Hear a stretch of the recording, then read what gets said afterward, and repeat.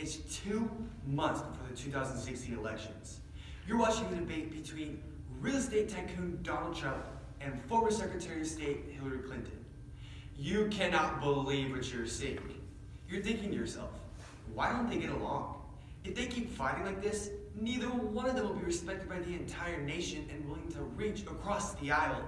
Then it comes to you. Bipartisanship. According to websterdictionary.com, bipartisanship is the cooperation between two political parties that usually oppose each other's policies. Unfortunately, as you may know, this seems nearly impossible for our government. Bipartisan cooperation must be present in American politics. Today, I'll present to you the campaign of bipartisanship through the following 3 platforms. First, I will run for office as I go through the benefits of bipartisanship. Then, we will enter into the debate season as we go through some examples of how not working in a bipartisan manner has harmed our governmental process in the recent past. And finally, I will present my self-gratifying but inspiring acceptance speech as we go through easy ways to implement bipartisan cooperation in our political system. America has gone through 229 years of presidents. Everyone was different, and they disagreed with each other, presumably often. However, the divide between our 2 main parties today seems sharper and more divisive than ever. Our government is divided into 2 main parties, the Democrats and Republicans, 2 parties that seem to be the polar opposites of each other. However, it seems to be the media that is sensationalizing this division. Just look at some recent headlines. CNN on March 3rd, 2018 says, the value divide between Democrats and Republicans worsens. Fox News on January 20th, 2017 says, the divide in American politics keeps getting bigger and bigger.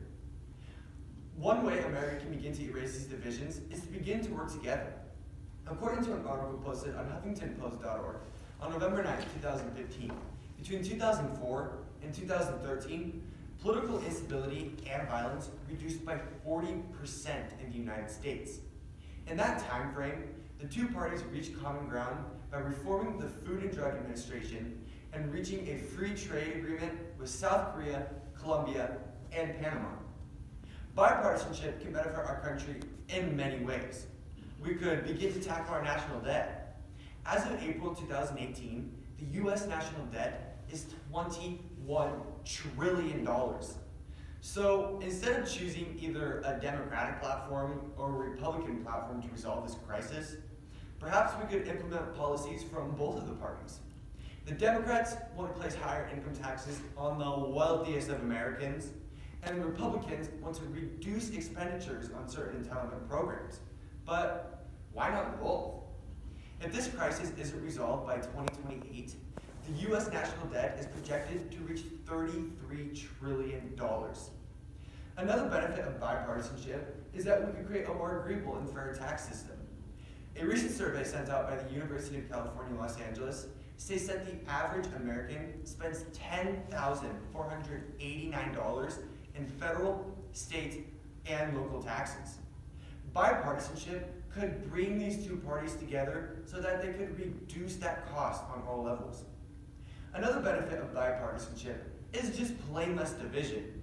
Like I stated before, the definition of bipartisanship is the cooperation between 2 political parties. We are not cooperating when the only thing that Democrats are willing to do is completely change an amendment, such as our right to bear arms, and while at the same time, the Republicans have dug in their heels, not willing to make any alterations at all. If we practice bipartisanship, we can maybe think of new and better amendments to service all of America. Next, let's continue as we go through some examples of how not working in a bipartisan manner has harmed our governmental process in the recent past.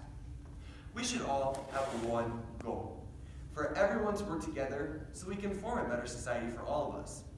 But that is harder than it sounds. The goal of a political party is to bring people together to take control of the government. You've maybe heard of the recent scandal, the Judge Kavanaugh and Dr. Blasey Ford scandal.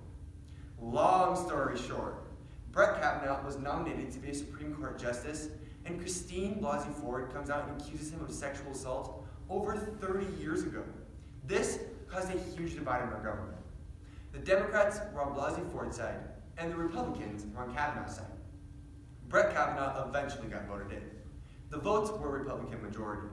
It was an astounding 50-48 vote. 18 years ago, the United States wasn't officially engaged in any wars. Few of us have ever heard of Al-Qaeda, Osama bin Laden, and ISIS didn't even exist. This may be hard to believe, but there was a time that we didn't have to take off our shoes in the airport. We can all agree that 9/11 changed our country forever. It ushered in a new generation of policies like the USA Patriot Act.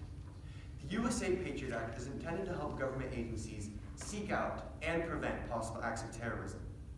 This act was set into place on October 26, 2001, just 2 months after the terrorist attacks on the Twin Towers.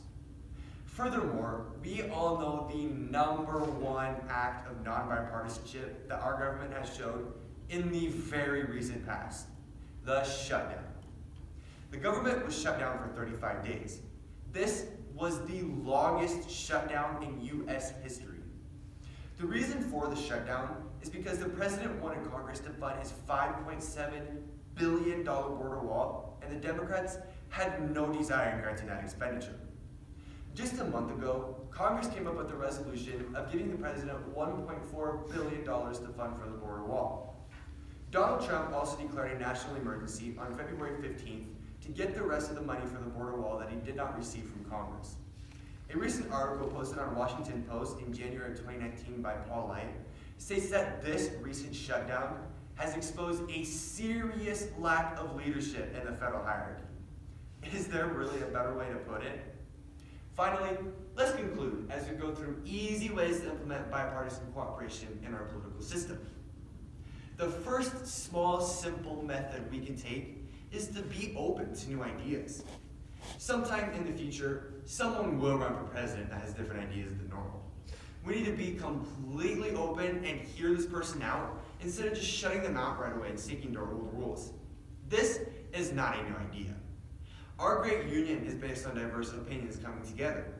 In 1776, when we're beginning the birth of this new nation, 2 dramatic opinions of one wanting a state of loyalty to Great Britain and its King of Parliament, and 2 wanting immediate separation from this abusive, tyrannical government, somehow peaceably sat down and forged and created our Declaration of Independence.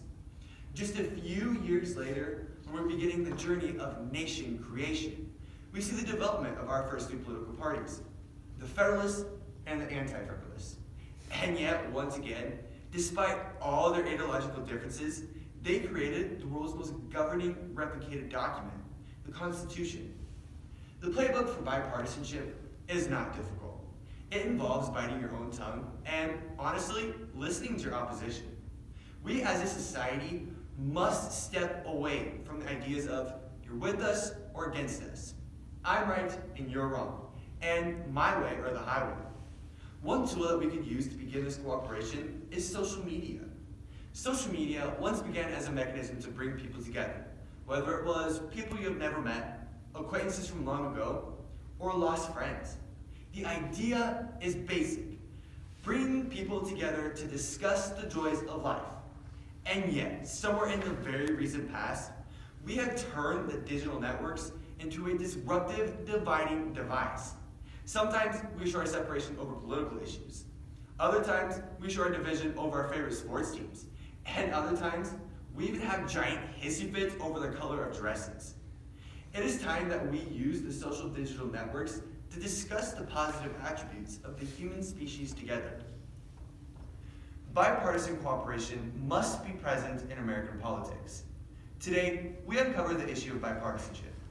First, we took a look at the benefits of bipartisanship.